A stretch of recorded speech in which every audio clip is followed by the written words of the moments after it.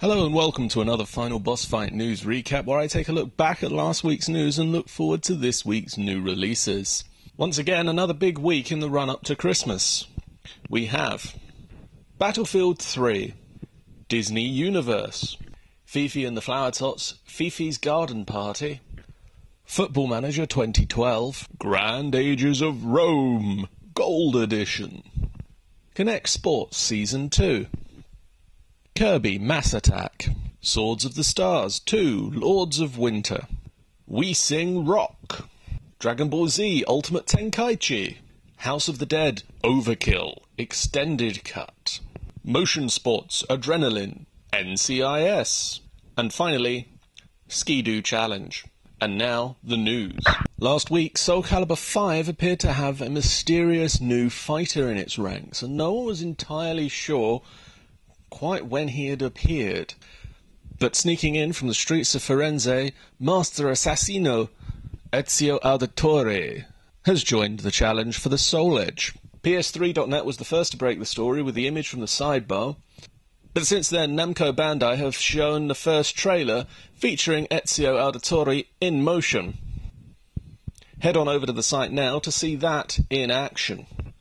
PS3blog.net has also listed the 31st of January 2012 as the release date for the upcoming weapon-based fighting game. The first, but certainly not the last, judgment in the Mojang vs ZeniMax court case has been heard, and they have ruled in favour of Mojang, the makers of Minecraft and upcoming game Scrolls. The Swedish court denied the interim injunction against Mojang and their creation of their upcoming game Scrolls. We won the interim injunction. We can keep using the name Scrolls.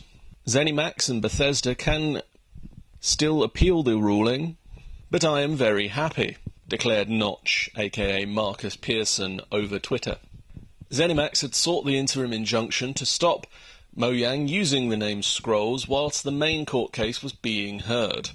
According to ZeniMax, Scrolls, which Mojang has trademarked, infringes on their trademark on the Elder Scrolls, and people may get confused. According to a summary released by Mojang's business developer, Daniel Kaplan, the court noted the two games have some similarities, both have fantasy settings, and have somewhat overlapping audiences, plus of course, the whole thing with scrolls in both the titles. But it was also noted that the two games are very different, and will be distributed in different ways. While ZeniMax have still disputed that this could still lead to confusion, the court heard Mojang's arguments that the gamer community is generally more informed than the general public. ZeniMax still has 3 weeks where they can overturn this ruling, and after that the main case still needs to be heard, but Mojang is still optimistic. Now at the end of the week there is the MCM Expo. We've been talking about it a lot. Zoe and I are going over the weekend, and so is Square Enix. Now, could you be a cold-blooded assassin or a sci-fi sword-wielding heroine? Well, they're showing off just the games for you, with both Final Fantasy XIII-2 and Hitman Absolution being shown on the show floor. Now, Blizzcon occurred over the last couple of days with a load of new information coming out about World of Warcraft and Diablo 3 and all of the Blizzard games. One of the big pieces of news, Diablo 3 is going to be free for players of World of Warcraft if you have an annual subscription. You will also get an in-game mount called Tyrell's Charger.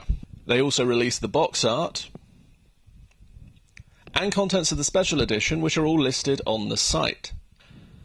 And I will see you guys over the weekend at MCM if you're there, or next week. Bye guys.